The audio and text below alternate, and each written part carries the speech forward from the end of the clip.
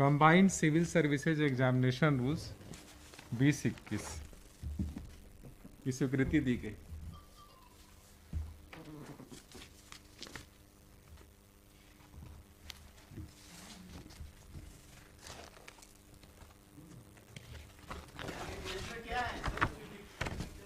ये जो civil services JPSC conduct करता है तो उसके लिए नियमावली है। सातवीं इसके बाद जो भी जेपीएससी कंडक्ट करेगा सिविल सर्विसेज वो सब पे लागू होगा। और इसमें यह है कि जो पहले से जो नियम चल रहा था, इससे पहले जो नियम था वो 1951 का नियम था, 1951 का रूल्स था, जिसके तहत जेपीएससी एग्जामिनेशन कराता था। और समय समय पे राज्य सरकार जो है वो संकल्प के माध्यम से उन नियमों में संशोधन करती थी। आपने देखा होगा कि पिछले कई वर्षों में कई डिस्प्यूट्स हुए जो जेपीएससी के साथ हुए, माननीय न्यायालय में भी डिस्प्यूट गया। और वो सभी डिस्प्यूट्स को देखते हुए राज्य सरकार ने एक त्रिस्तरीय कमेटी बनाई थी विकास आयुक्त की अध्यक्षता में, और उस कमेटी के रिकमेंडेशन पे ये जो नियमावली है वो तैयार किया गया। इस नियमावली के तहत ये है कि जो 15 की एक ही एजुकेशनल क्वालिफिकेशन और एक ही एज के माध्यम से वो सब परीक्षाएं आयोजित की जा सके। प्रिलिमिनरी एग्जामिनेशन के बारे में डिस्प्यूट था कि छठी जेपीएससी में काफ़ी डिस्प्यूट हुआ था, तो उसमें ये प्रावधान इसमें किया गया है कि प्रिलिमिनरी एग्जामिनेशन में सामान्यतः 15 गुना कैंडिडेट्स का सिलेक्शन किया जाएगा, और ये अनरिजर्व कैटेगरी के लिए एक कट ऑफ डिसाइड किया जाएगा। और यदि उस कट ऑफ मार्क्स तक जो रिजर्व कैटेगरी के कैंडिडेट्स हैं उनकी संख्या 15 गुना नहीं पहुंचती है तो उनके लिए वो कट ऑफ मार्क्स को कम किया जा सकेगा। और ये एससी, एसटी और ओबीसी के केसेस में 8% तक कम किया जा सकेगा।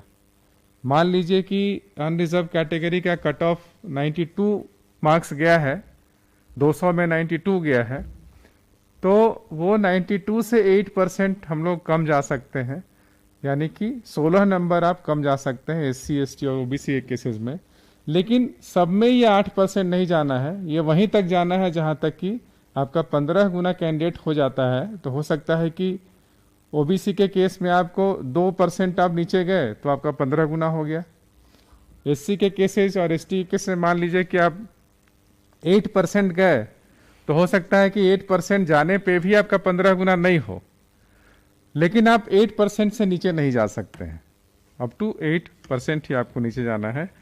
लेकिन इसमें भी सब्जेक्ट टू कंडीशन है कि जो मिनिमम मार्क्स है वो हर एक कैटेगरी का निर्धारित पहले से ही है जेपीएससी की परीक्षाओं के लिए, उससे कम नहीं जाना है, उस मिनिमम मार्क्स से आपको नीचे नहीं जाना है। दूसरा ये डिस्प्यूट चला था कि जो अभी सर्विस एलोकेशंस जो है वो सर्विस एलोकेशन का अभी भी माननीय न्यायालयों में केस चल रहा है। तो इसमें ये रखा गया है कि जो फाइनल जो एग्जामिनेशन कंक्लूड होगा रिटन और इंटरव्यू के बेसिस पे जो एक मेरिट लिस्ट बनेगा, और मेरिट लिस्ट के आधार पे एक कट ऑफ निर्धारित किया जाएगा जो अनरिजर्व कैंडिडेट्स के लिए है। और उस कट ऑफ मार्क्स में यदि कोई एससी, एसटी, ओबीसी कोई रिजर्व कैटेगरी का यदि कैंडिडेट क्वालिफाई कर जाता है मेरिट के आधार पे तो उसको अनरिजर्व कैटेगरी में रखा जाएगा। यह अभी भी प्रावधान है। लेकिन यदि मान लीजिए कि अनरिजर्व कैटेगरी में कोई कैंडिडेट आता है और उसको अपने चॉइस के सर्विस नहीं मिलता है अनरिजर्व कैटेगरी में, लेकिन यदि रिजर्व कैटेगरी का यदि वो अवेल करता है बेनिफिट और तब उसको चॉइस का सर्विस मिलता है तो वो अनरिजर्व कैटेगरी से रिजर्व कैटेगरी में माइग्रेट कर जाएगा। इससे माइग्रेशन है जो कि उसमें माइग्रेट कर जाएगा ताकि उसको सर्विस ऑफ चॉइस जो है वो मिल सकेगा। उसी प्रकार से फिर मेंस के बेसिस पे जो इंटरव्यू में कैंडिडेट्स बुलाए जाएंगे वो 2.5 गुना बुलाया जाएगा।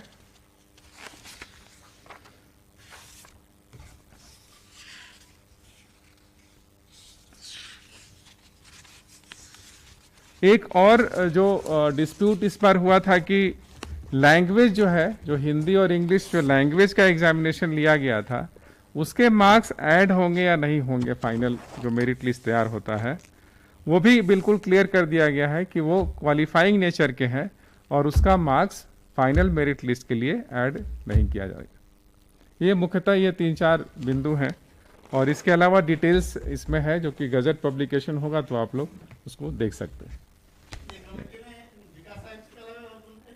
विकास आयुक्त थे, वित्त आयुक्त थे और पर्सनल हम भी थे, कार्मिक सचिव भी थे।